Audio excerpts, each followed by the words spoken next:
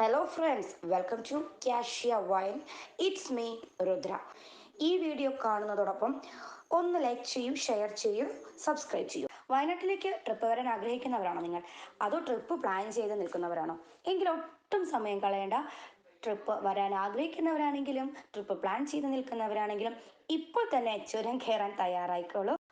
വയനാടിൻ്റെ യഥാർത്ഥ ഭംഗി ആസ്വദിക്കാൻ ഇതിലും നല്ല സമയം വേറെയില്ല കേട്ടോ.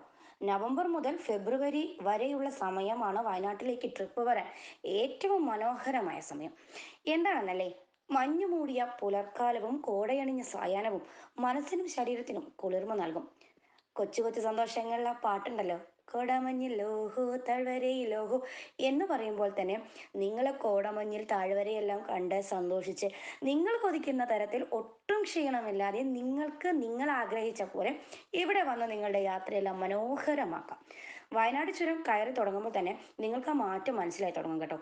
അപ്പോൾ സമയം ഒട്ടും കളയേണ്ട, ഇന്ന് തന്നെ യാത്ര തുടങ്ങിക്കോളൂ. നിങ്ങളെ കാത്ത് തണുപ്പും മഞ്ഞും ഇവിടെ ഒരുങ്ങി കഴിഞ്ഞിട്ടുണ്ട്. അപ്പോൾ വേഗമാവട്ടെ.